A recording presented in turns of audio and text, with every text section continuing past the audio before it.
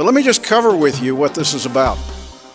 I received a letter from the wife of a wounded warrior, somebody that put on a uniform and went to Iraq and never asked why, but when their commander-in-chief said go, he went. He was hit by an IED.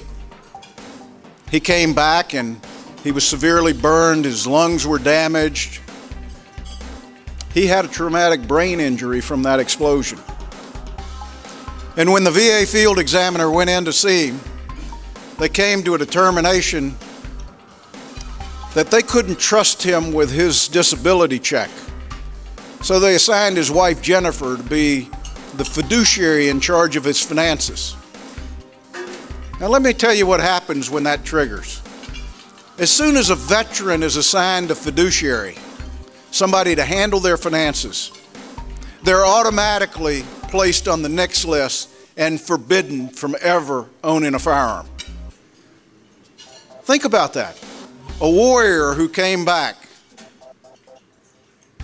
arbitrary decision by a VA examiner who says you can't manage your finances, so we're going to let your wife manage them for you. And that triggers the elimination of their Second Amendment right. I wish I could tell you it stopped there. But the examiner came to their house and visited and said, we've got to read you this statement. And they read them the statement right out of the Brady Bill.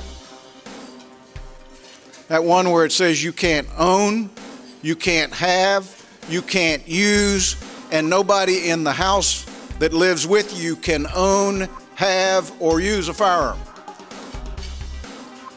And this soldier looked at this VA examiner and said, you don't understand, my grandfather gave me an antique gun.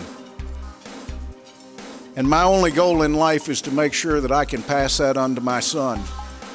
And the Veterans Administration examiner told him that if he didn't dispose of that gun immediately, he would be subject to imprisonment. This is not an isolated story I'm telling you about. This has happened to 116,000 warriors who have served their country, and the reward that they got was we took their Second Amendment right away. These are 116,000 people that never presented themselves in front of a judicial process, have never been determined to be mentally defective, a danger to themselves, or a danger to anybody else. But the United States government, the Veterans Administration, took that right away. That's what inspired me to write the bill.